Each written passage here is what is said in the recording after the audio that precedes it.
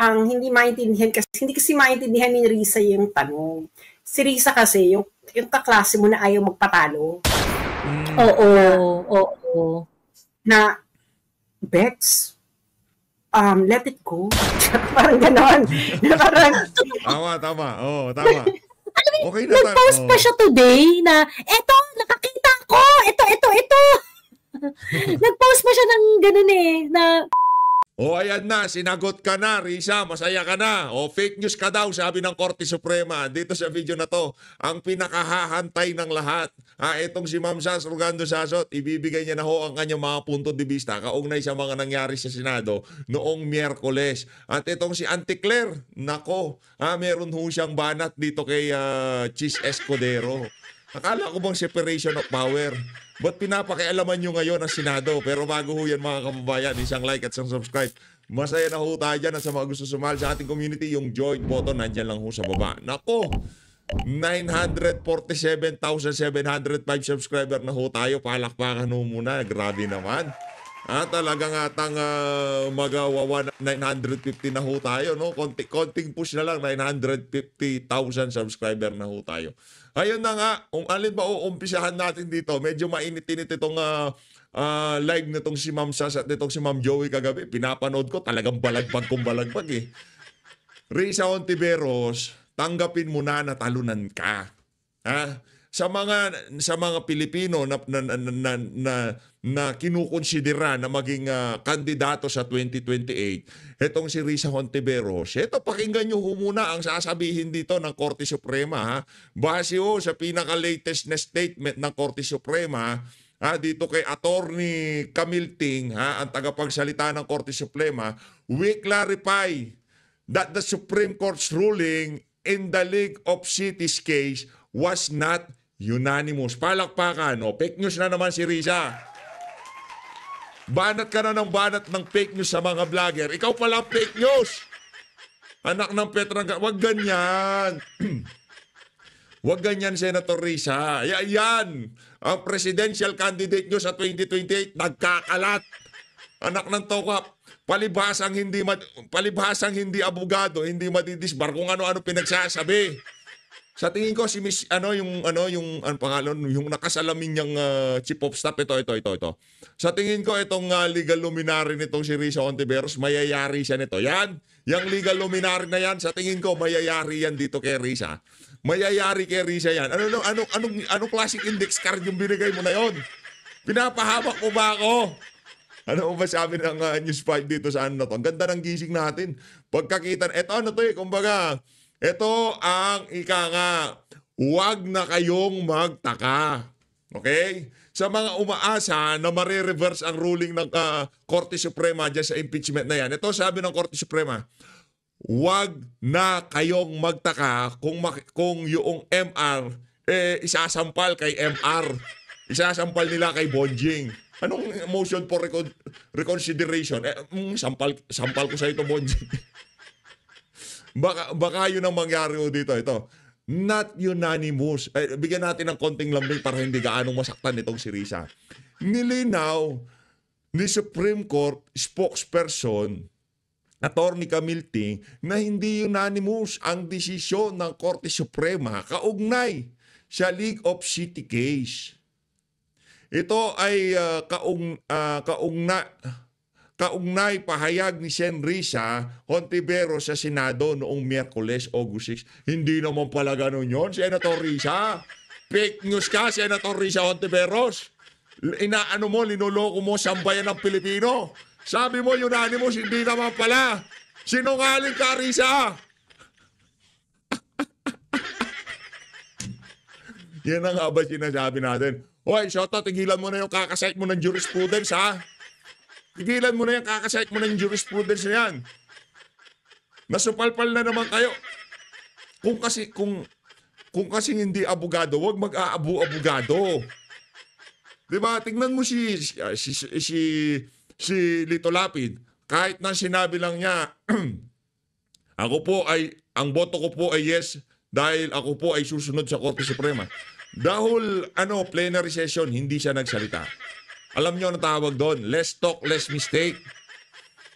Tingnan nyo lahat ng nagtototok dyan. Risa Hontiveros, Kiko Pangilinan, Tito Soto, Ping Lacson, anong nangyari sa kanila? Puro mistake. Yan ang sinasabi ho natin mga kababayan. Tigilan nyo na yan. Wala kayong mapapala dyan. Talunan kayo dito sa isa na to. Tanggapin nyo ng katotohanan na talo kayo dito sa impeachment. Hindi si VP Sara natalo dito. Ang akala natin ang sasalang sa apoy, itong si VP Sara. Nabaliktad. Ang nangyari ho, yung mga gustong tustayan si VP, sila ang natusta ngayon. Si Bonjing. Yung mga tauhan ni Bonjing, si Risa Hontiveros, si Kiko Soto, si Tito Soto na kaibigan ko noon ni VP Sara ni Tatay Digong. Ano kasi Raulo? Gaganyanin mo kaibigan mo. Di ba? Halimbawa kaibigan ko. Politiko ako. Ini-impeach kaibigan ko. Ipagpalagay na natin na sobrang close ko siya. Kaibigan ko siya. Di ba? Sa tingin ko, kahit na kung alam ko na meron talagang problema, walang halong politika, yung ginagawa nilang pambibira sa kanya, mananahimik ako. Hindi ako makikisali. Kaibigan ko yan eh. Yung tipong, kung ano ang flow ng discussion, hindi ako sasabay. I mean, hindi ako sasawsaw. Siyempre, kahit pa paano, re-respeto mo. Kasi alam mo naman, meron talagang problema eh. Alam mo naman, at the end of the day, mapapanagot siya kasi nagsusumigaw ang mga ebidensya. Tama, mali. Pero hindi mo na kailangan sumangkot sa kung ano man ang pangwawasak na ginagawa sa kanya. Ngayon, kung ang kaibigan ko, alam ko, malinis, hindi magnanakaw at puro pamumulitika yung impeachment na yan, ako, hindi mo ako mapapasama dyan.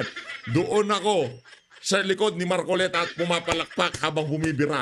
Di ba? Ganun mo yun mga kababayan. Kaya para sa iyo, Soto, kailanman walang kaibigan na gagawa ng ganyan sa kanyang kaibigan.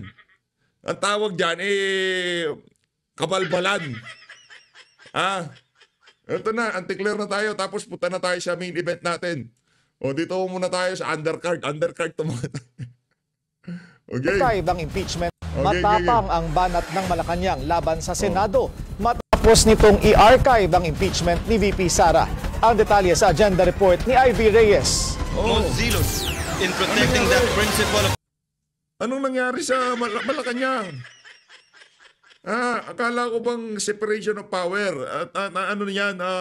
Trabaho ng Senado yan. Akala ko bang ayaw ng presidente ng impeachment? Anak ng Petrong Garapata. Anong nangyari? Anong nangyari dyan? Ante!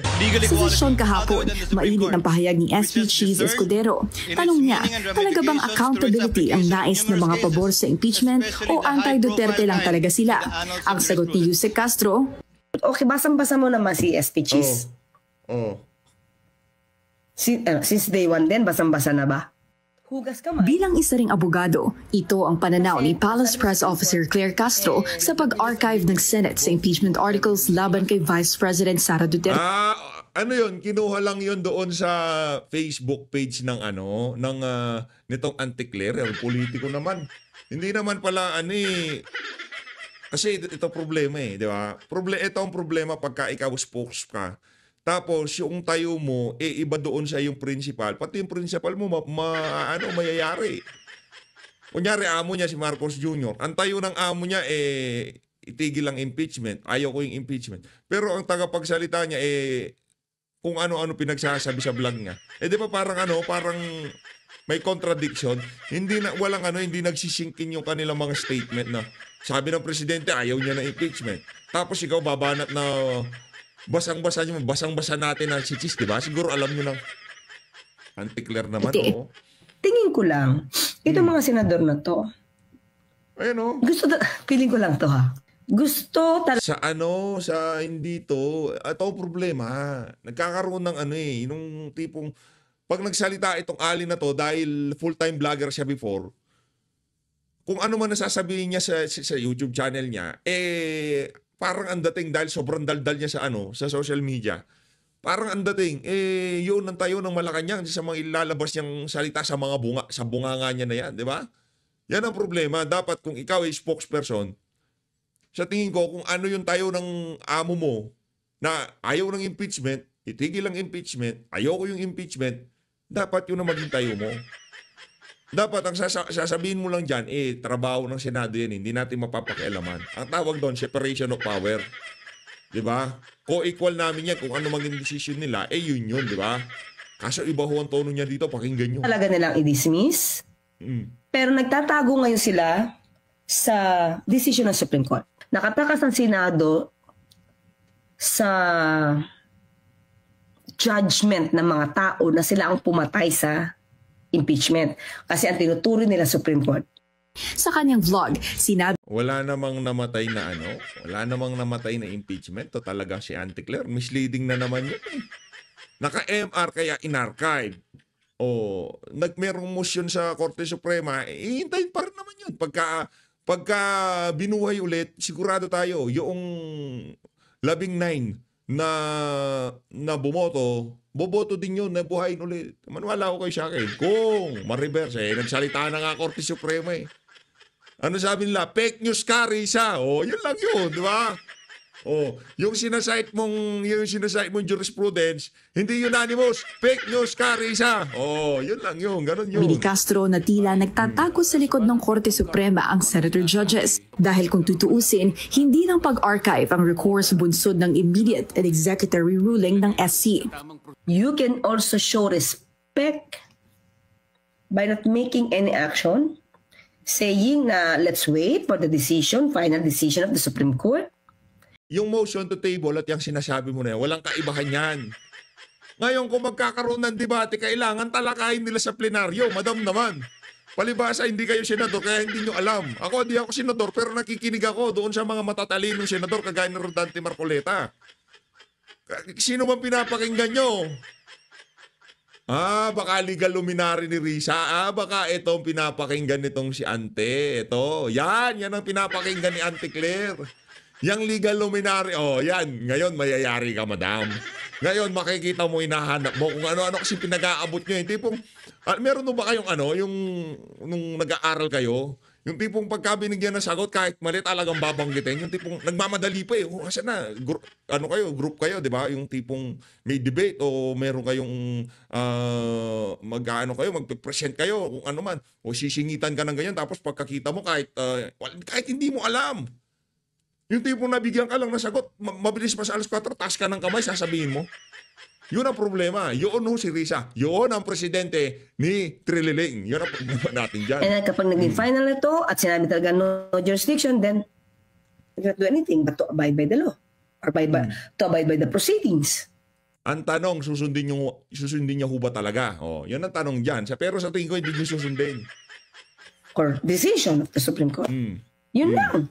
Ba't kailangan i-archive? Giit din ni Castro, hindi dahil archive na ay patay na ang impeachment. Isinantabi lang daw ito. Yun nga lang, hawak pa rin ng mayorya ang desisyon kung bubuhayin pa ito.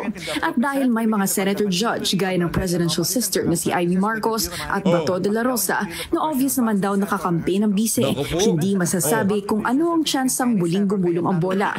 At ang buong impeachment case na ito, problema at gastos pa na matagal na raw sanang natapos kung nagsalita lang si VP Sara. Hayaan natin sila dyan. Si Senado, cargo nila yan. Di wag kang magkomento kung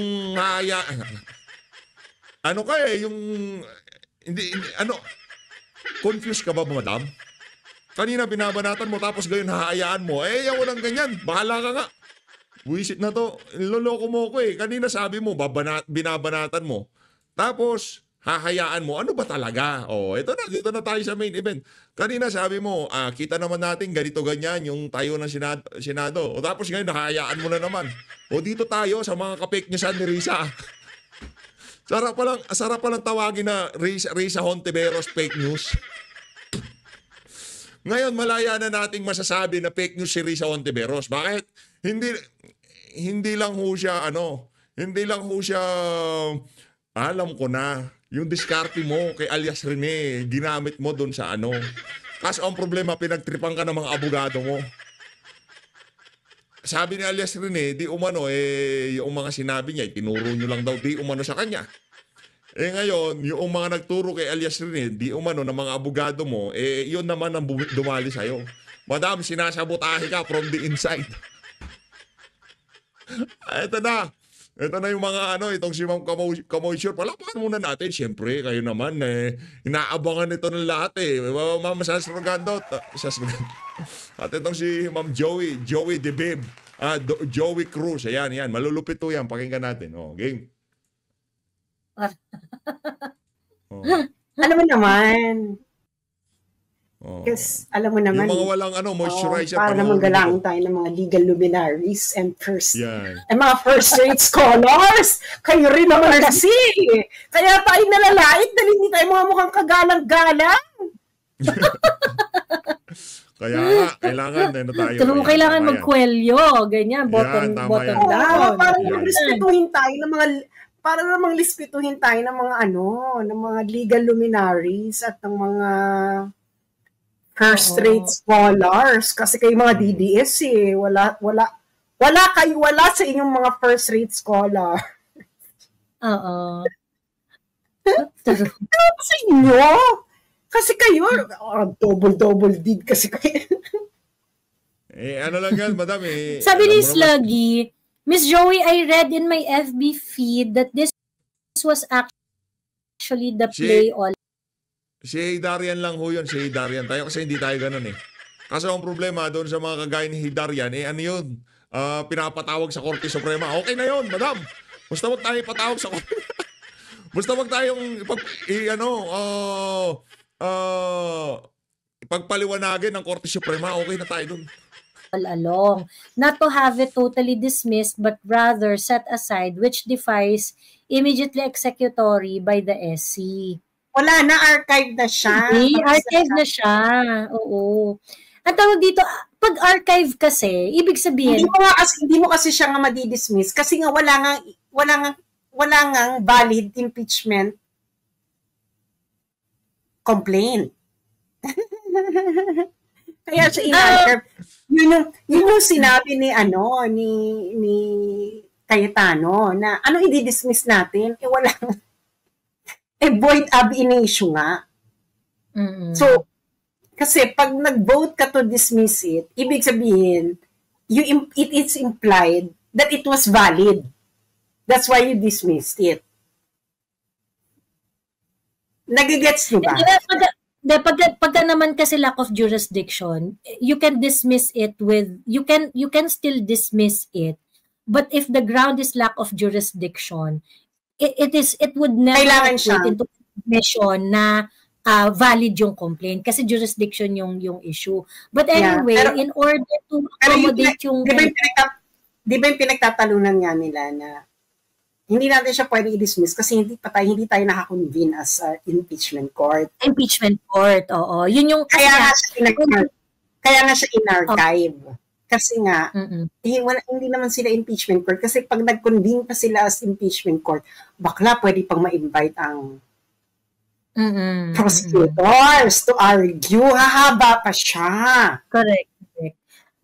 Ayun, ang pinagtatalunan lang naman kasi dyan is to execute the decision. Kasi immediately executory decision ng Supreme Court So since the Supreme Court said there's no valid impeachment complaint, halt na! Halt! Put the entire process in halt. Yun na dapat yung gagawin. So ngayon, since actually maganda yung ginawa ni Alan Peter Cayetano. Kasi nga, sabi ni Senator Alan, oo sige kasi medyo iffy yung dismiss the case. So we have to find a language that will accommodate yung kumbaga deads na yung impeachment na yan, but because they are trying to argue that it is not yet final and executory, which is, by the way, is a matter of time, It's a matter of time. Kasi the mere fact na nag-acknowledge yung Supreme Court na, meron kaming MR na na-receive, pero take note final and executory yung decision namin. Ganun, ibig sabihin, walang nakitang reason si Supreme Court at the onset na final yung MR that would change their mind. Nag-gets nyo? So, ibig sabihin, kumbaga, parang ano talaga to, malaki talaga yung chance na hindi na talaga madi-disturb yung decision ng Supreme Court. But of course, na may meloso po itong minority na sinasabi nila, it's improbable but it doesn't mean it's impossible. Ganon. Yung namimiloso po na lang sila. Correct. Sige. Para just to accommodate your slight possibility na maaari pang magbago ang desisyon ng Supreme Court, i-archive na lang natin. So, ang effect kasi nung pag-archive, dahil ang purpose naman nito dito sa Senate, nung pag-archive nitong action na ito, nitong issue na ito, it's really more of, nakalak na yan dun sa baul. Pag in-archive natin yan, ibig sabihin, nakalak na yan dun sa baul. So pag naka-archive yan, hindi mo yan pwedeng buksan unless you're going to give us a reason para i-revive yan. Ganon. So ibig sabihin, kung hindi naman sila, kung kunwari in the future, magkakaroon ng, kunwari nangyari sinasabi nilang, babaligtad yung SC, ganon. And then at that point, malabo ho eh. Kasi yung mga bumabalahura sa SC, sa tingin nyo ako, ito ganito na lang. Ako, Korte Suprema ako, kasama ako sa mga maestrado. Tapos, yung tipong binabalahura ako nitong si ganito, itong isang senador, sinasabi niya, kahit hindi ako sundin, okay lang yan. Sa tingin nyo ba, para lamang mapagbigyan ng kagustuhan itong mga bumabalahura na to sa Korte Suprema, gagawin nila yon? Tapos, yung mga ebidensya na talagang hindi sinunod ng House of Representatives ang alituntunin dyan sa impeachment na yan, talagang nagsusumigaw. Di ba? Malabo mangyari yan. O tapos meron pa lumabas na ganito, sinupalpal yung isang senador na bida-bida, hindi naman abogada, abuga. Gaata no? Ba, anong nangyari? Doon lang natin ilalabas yan doon sa nakalak na baul. Ganon. Yun yan. So, yung nagsasabi na na parang it is a ploy, emerald. Actually, it's really more of it's a decision that would bring everyone to an agreement. Ano yun? Consensus yun. Yun yung consensus doon.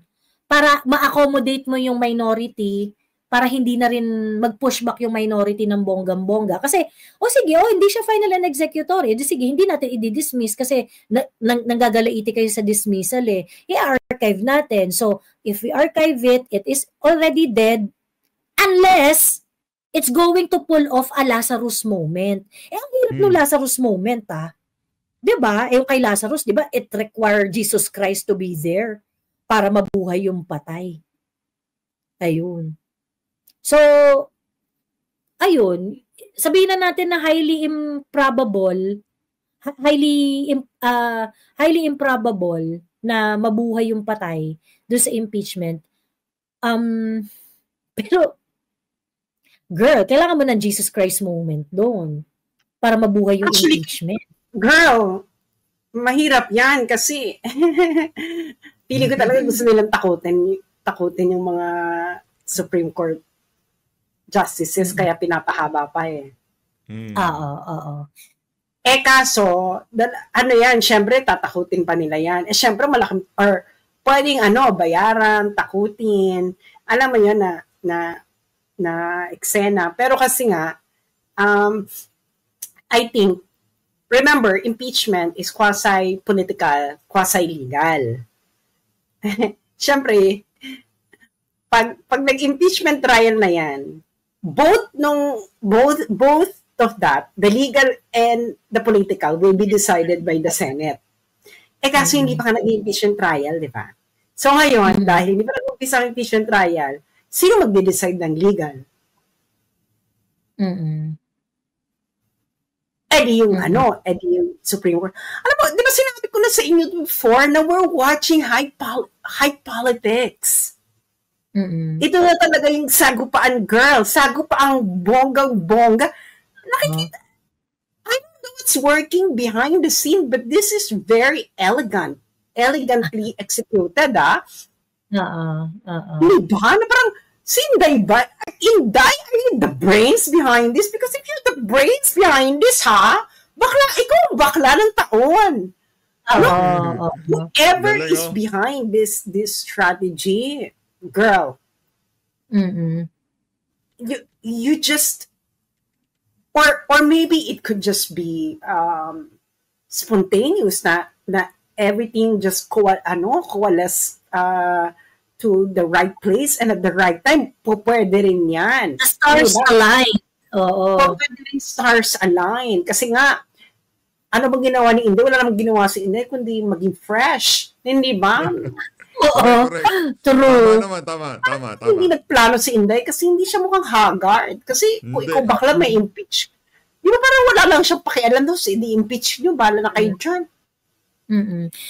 She's so sure yung legal foundation nung kanyang kaso, she's so sure. Kumbaga kung ang labanan ay legal at syempre sa Supreme Court mangyayari yun, very confident siya dyan ever since. And I'm very confident too.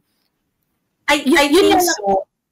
Kasi kung si Inday, kasi aminin nyo, pag dehado ka, ang gagawin mo makikipag-negotiate ka eh. Correct. Pag alam mo may ginawa kang mali, makikipag-negotiate ka na. Galing talaga. Palakpakan muna natin. Tama yun. Oh. Pagka ikaw meron kang tama, talagang makikipag-usap ka, di ba? Maliit na bagay. Tatakbo ka sa 2028. Okay, hindi na ako tatakbo. Pero kung naman ako impeach, di ba? Huwag naman ganun, di ba? O pag-uusapan naman, gusto mo mag-insert ng 5 billion sa budget ng Department of Education, sige na, insert ka na. Pero huwag mo akong babalahurain friends tayo. Ganun ho yun. Ganito. Di ba? Aminin nyo yan, mga bakla kayo ng taon. Di ba? Mga bakla. Di ba? If you're... Sorry. Pero si Ma'am Sas okay lang sa kanya, pero sa atin baka magalit siya. Mga daw kayo, mga beki kayo ng taon. If you're a bit of a guilty, magkakaroon ka pa dyan ng negotiation. O sige na, ganito na lang, mananahimik na ako, ganyan, ganito ba? Pero si bakla talagang inilaban niya hanggang dulo, no? Wala siyang pakialam bakla. Can you imagine niya, ilang taon na yung yung Mary Grace Piato since 2023 pa yung mga bakla. 3 taon! Bakla 3 taon. Kasi di ba sinabi ko na sa'yo, Joey, they have nothing about Inday. And that's what we should be proud of. Kasi kung marami yung bakla naglabasan na yan. At 3 years, ang issue mo pa rin, confi. Tapos Mary Grace Piatos, tapos wala namang sinabi yung... Tatapusin ba natin to? Itong live na to? Bukas tayo ng hapon na matatapos. Ilang oras ba to? 4 hours. Ito, tawagin ito, marathon live. Pamorningan to. Ano ho tayo dito ika nga palaputan ng dugo. Sinusubaybayan naman ho natin to pagka pinapanood natin to. Kaso, pagkatapos yung pinanood to, medyo bago matulog, check nyo yung blood pressure nyo kasi palaputan ng... Puyatan ho talaga to, sa totoo lang. Matindi. Pero marami yung mga umakyat, maraming matututunan. Magagaling ho talaga, sa totoo lang. COA? So, minamadali lang talaga nila kasi nga gahol na sila sa oras. Kasi a lot of things can happen from August to February. Siyempre, baka alam namang ulit-ulitin mo yung confidential ban from August to February. Parang napagod din mga tao. Yung kay Binay nga, napagod na yung mga tao. Yung kay Binay nga, mas malalayo. May mga mansion, parang ilang bilyong halaga. Napagod din yung mga tao. Ito nga si Joey, boboto raw niya si Binay kung hindi tumakbo si PRRD. Kasi brad ko yun si Binay. Hindi ba? Aminin ninyo yan. Sino iboboto nyo yun? Sino iboboto nyo noong 2016 kung hindi tumakbo si PRRD? Maging maging prangka tayo. Ako, I would go for Binay because of, kasi tumira ako na Makati So, kayo, sino sa tingin nyo? Ako talaga, I think my number 2 then was Binay. Binay? Ayoko din si Binay nun Siguro susugal ako kay Miriam kahit na paano pagka nagurguro siya si Binay ang presidente. Tama, parang Binay na lang tayo, no? Hindi, alam natin na nagurgur kasi siya, kaya yung magiging presidente si BBM. Alanganin, pero talaga ako, Team Miriam ako nun Kung hindi tatakbo si PRRD, siguro, siya lang naman ang, mahusay talaga sa mga tumatakbo. Kaso falsifikado pala vice president niya. Tokwa. Muntik na tayo dun. Oo. Siya talaga Kayo, sino? Binay din, di ba? Aminin ninyo, mga bakla kayo ng taon. Diba? Kasi lumaki ako na Makati. And, naging kapitbahay ko pa yung mga Binay sa Makati. Wow. Hello, hindi nyo alam kapitbahay ko kayo, mga Binay sa San Antonio Village. Charot. Kunwa, kape, di ba? Miriam? Ako kasi, hindi ko kasi kinonsider si Miriam dahil may cancer si Miriam. Oo, ako rin. Tapos vice president niya na si Bongbong. Yun lang. Sabi ko, takina pag nanalo to si Miriam at si Bongbong, tapos si Miriam yung nanalo, tapos naging vice president si Bongbong. Kanya imagine, ang papalit sa kanya si Bongbong. Si Bongbong. Lalo pa ba? Yung palang presidente na natin siya, 2016 pa lang. Oo. Diba? Ako talaga Binay ako noon, Binay. Si Miriam kasi may cancer kaya hindi ko na siya kinonsider. Pero Binay ako noon. Sabi ni Bolero, PRRD, you're not following instruction, Bolero. Sabi ko, kung hindi tumakbo si PRRD, sino iboboto nyo noon? So, ako talaga doon si Binay. Pero yun nga, di ba? Pero kung wala si PRRD sa eksena. Sandali. Supreme Court slams Risa Ontiveros. Hala, uy! The Art of Making Enemies. Basahin mo nga yan. Hindi ko nabasa yan Basahin mo pa nangyari. Kakaano pa lang parang bago pa lang. Wala pang 1 hour yung post. So ngayon, di ba nga, kakaloka to si Risa. Ang problema kasi dito kay Risa, parang kung ano yung finid sa kanya. Sobrang insecure nito ni Risa Kung ano yung finid sa kanya, yun yung niya. Yun yung parang, wala siyang capability to process an information and try to check whether yung binigay sa kanya is reliable or not. So umeksena siya diba doon sa debate nila ni doon sa yung sa plenaryo ng Senado. Actually totoo naman na may mga, I think merong very very very very few na mga en banc cases na na-reverse ng Supreme Court. I think meron naman. So nanghingi si Marcoleta. Ngayon, siguro sa kagustuhan nito ni Ante Morisa na na umeksena na no, Marcoleta, you are wrong. Gusto niya umeksena ng gano'n. Yun sa tingin ko, ChatGPT talaga yun. Yung tipong tinanong si ChatGPT, meron bang ruling ang Philippine Supreme Court na unanimous tapos na reverse. Si ChatGPT hindi naman reliable yun Huwag kayong masyadong magpapaniwala dyan. Siya ng kaso. Ipapahamak kayo dyan. Nasabi niya itong kaso na to. Kasi alam nyo, kahit si ChatGPT, DDS yan Duterte supporter yan si ChatGPT. Pag nagkamali ka ng prompt dyan, talagang ilalagdag. Sabi siguro nung staff nito si Risa, galing ChatGPT to, bigyan nyo na kay madam. Ito na index card mo ito. Ay, ang tawag dito, en banc decision pagtas ni reverse after mag-MR. Ayan. So anyway, sabi ni Batas PH, ayan, the Supreme Court has issued, siguro mas maganda kung sa Supreme Court mismo tayo pupunta, Supreme Court PH. Ayan, dito tayo.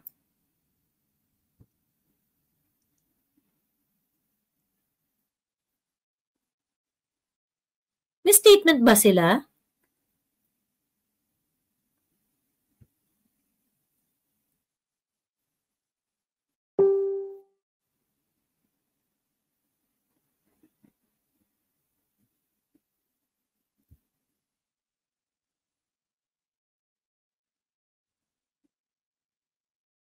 Pinagko-comment na pala sila sila Sedenya.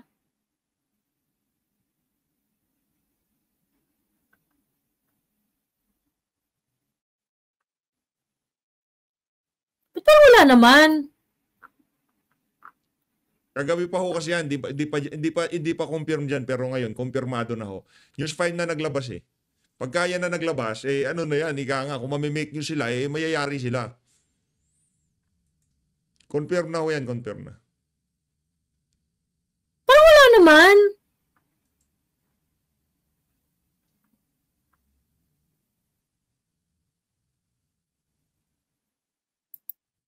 Sabi ng Batas PH, the Supreme Court has issued a statement to belie the assertion of Senator Risa Ontiveros, who claimed that the High Court unanimously reversed its original decision in the case of League of Cities of the Philippines versus COMELEC. In a statement released Thursday night, mouthpiece Attorney Camille okay, mukhang legit nga pala. We clarified that the Supreme Court ruling in the League of Cities case was not unanimous. Please refer to the decision and resolutions published in the Supreme Court e-library and the Philippine Reports. The Supreme Court was uncertain as to the source of the claim that the decision was unanimous. This comes after Ontiveros, during the heated Senate impeachment debate on Wednesday, cited the case of League of Cities on the Philippines versus COMELEC and International Service of the Acquisition of Agri-Biotech Applications, in claiming that the SCN Bank has unanimously reversed its original decision in a motion for reconsideration. Nasaan na si Ma'am Sas? Nawala bigla. ChatGPT can make mistake. Ayan. Yun, kasi ang condition kasi ni Senator Marcoleta, merong en banc decision na ni-reverse ng Supreme Court na unanimous din. And yeah, if that is the situation, napakahirap niyan ayun. So sabi ni Kong Marcoleta, sa kanyang pagkakaalam, wala pang ganun. Ayun. Ito, ni-reverse. Pero nung ni-reverse, hindi naman siya unanimously reversed. Ayan. Okay? I think kasi, ang hindi kasi maintindihan ni Risa yung tanong. Si Risa kasi, yung kaklase mo na ayaw magpatalo. Oo. Na, Bex, let it go. Parang gano'n. Tama. Oo, tama. Okay na. Nag-post pa siya today na, eto, nakakita ko, ito. Nag-post pa siya ng gano'n na, teka. Ang hindi niya maintindihan kasi,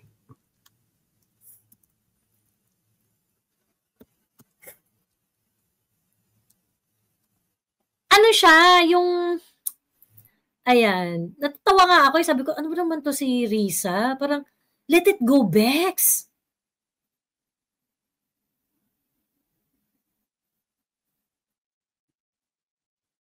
Meron pa siyang post na ito, na-reverse na ba ng SCN ba nga sarili nila sa original na unanimous decision nila? Yes na yes. Hindi totoo na never ito nangyari. Isang halimbawa ang BT Talong case. Look it up po. Ayan. Parang, bakla! Let it go! Ayaw magpatalo. Diyos ko. Parang, Bex, tama na. Hindi mo na nga na-raise during the plenary. BT Talong,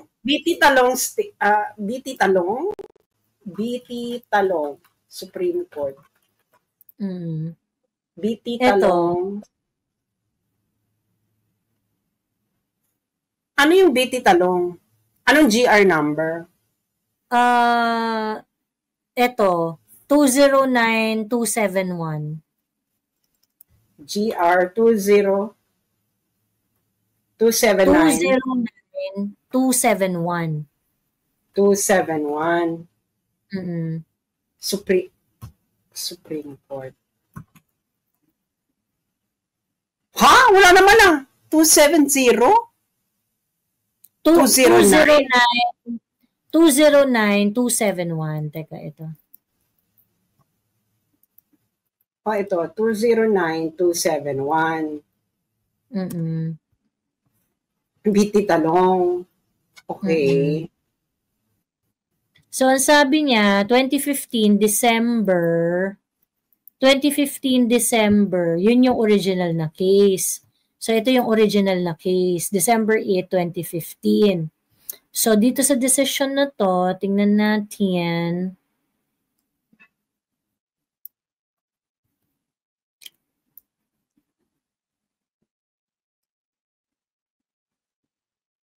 Okay.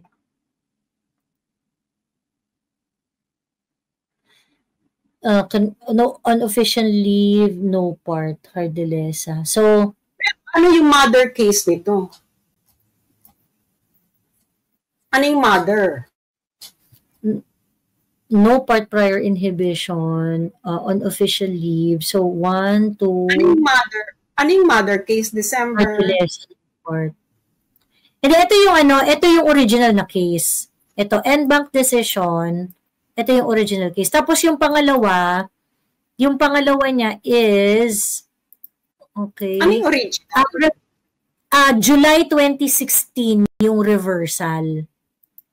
July 2016.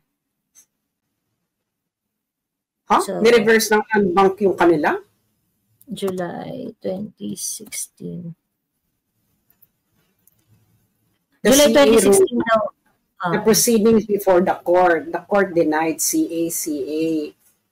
The court's ruling. The court nga sumusyon, court's ruling. Tapos, eto, noong 2016, ni-reverse daw unanimously. Ayan. So, ayan yung sinabi niya. Hindi, ang inaano ko yung mother case. Ano yung ni-reverse? 2015 yung mother case. Sila rin? Ha? Sila rin? Or division yun? En banc rin yun. Assailing, ito yung... Ito yung mother case. Ito. Ayan, 2015. December 2015. So, same GR number. Ito yon yung December 8, 2015. So, pag ito if we're going to look at the, ayan. So, ito yung mga, en banc decision. So, ito yung boto. Ito yung, Ay, hindi siya unanimous. Tapos, ayan, en banc hindi siya unanimous, yung una. Tingnan mo, balik ka. Maraming nag-took no part eh. Naka-leave, naka-ano. Naku, hindi tinamo yung balik ka dun sa. Yari-risa dito. Ayan, isa no part, nag-inhibit si Carpio J. On official leave si Brion, si Hardelesa took no part. So, unanimous siya. Pero what is the case about?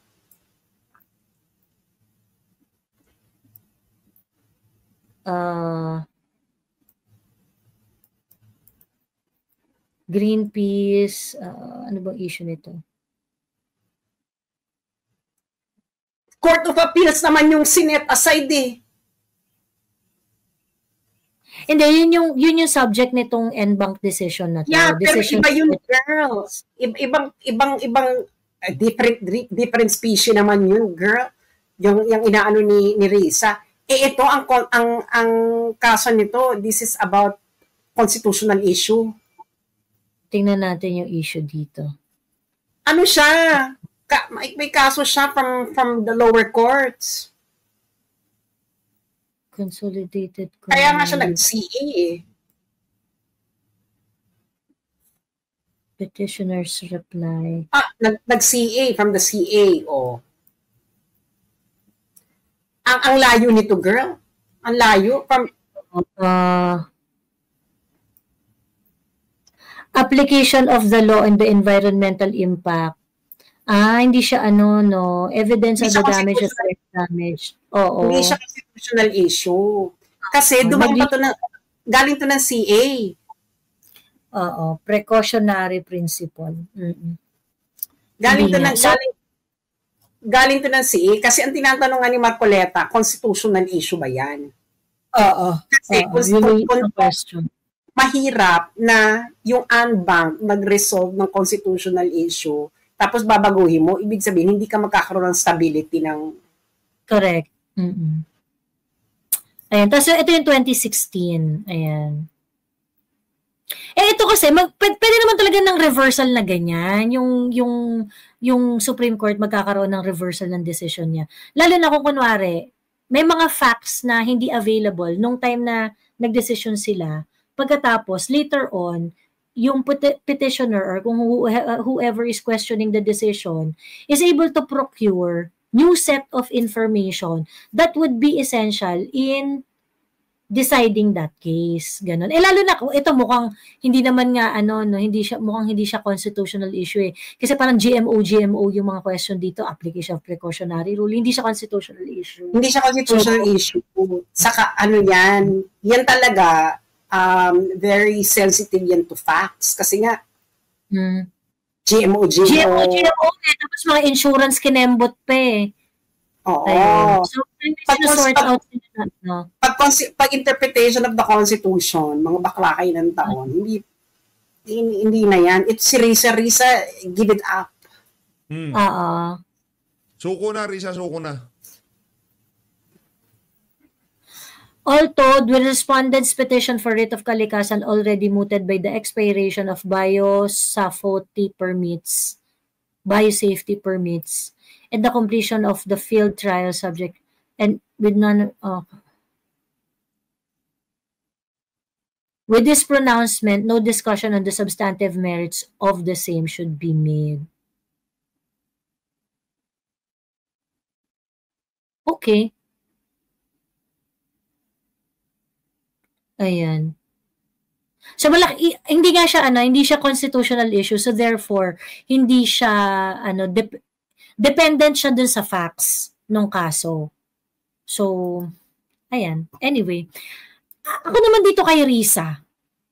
Parang Bex, let it go na. Hindi mo nga na-raise nung hindi mo nga na-raise nung plenary pagkatapos ngayon ka pa aarte na.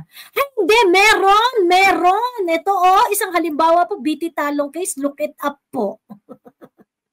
Tangina, yung parang siyang yung estudyante na nagbigay ng bonus points yung teacher. Pagkatapos naisip mo yung sagot after 2 days, tapos binalakan mo yung teacher mo, ma'am, eto po ba? Amin na po yung bonus points.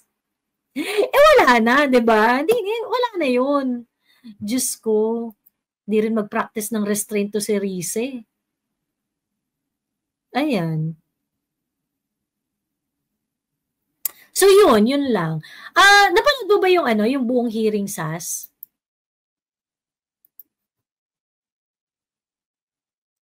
Bits and pieces lang.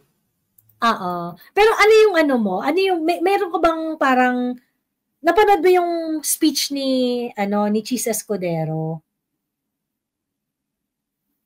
Or ni Alan Peter Cayetano, or ni... Yes, napanood ko yan. Oo. Kanino ka pinaka-impress dun sa sa mga nakipagkemihan sa... Well, nabigyan ko na ng award si Amy Marcos. So, nabigyan ko na siya ng award. And I think, pero for serious, I think tayo si Chis Escudero saka si Alan Peter Cayetano. And first runner-up si Jinggoy Estrada. Maganda rin yung niya. Maganda nga rin yung speech niya. Ayun. Nakakaloka. Actually, si Cheese, may award siya sa akin. Kasi maganda yung pag-handle niya ng to be fair, kahit yung ibang mga proceedings na si Cheese ang Senate President, maayos siya talaga mag-handle ng plenaryo. Magaling mag-handle si Cheese ng plenaryo. Ngayon, dahil nga nabubisit ako sa kanya in the past, ayan, parang, okay, fine, parang, ngayon kung maganda siya mag-handle ng plenaryo, ganyan. And na-surprise ako na ganun ka feisty yung explanation niya dun sa vote niya. Ayun. Na-surprise ako dun. So, parang, okay, parang tinodo ni Cheese yung pushback. Kasi I was actually expecting na, kasi parang feeling ko may pagka-fair weather din yan si Cheese yung kung saan safe, kung saan dun siya. So, correct. Tama. Nag-pushback siya ng bonggang-bongga and even called out yung mga legal luminaries who are trying to promote yung yung mga bagay na mali. Yung mga bagay na hindi naman talaga dapat ganun yung appreciation mo dun sa batas. And of all people, itong mga tao na to, kayo nga dapat yung hindi nalilito kung paano i-appreciate Tapos parang gagawa-gawan nyo ng kwento na alam mo yun, yung they're going to make it appear as if something is wrong with the decision of the Supreme Court and low-key attack. Ayun na nga mga kababayan, kung gusto nyo mapanood ang kabuuan ng naging talakayan na yan kaninang madaling araw nitong si Ma'am Joey, nitong si Ma'am. Punta lang ho kayo dyan sa YT channel nitong si Ma'am Joey Cruz. Maraming salamat po mga kababayan. Mag-ingat po kayo lahat ng Pilipinas.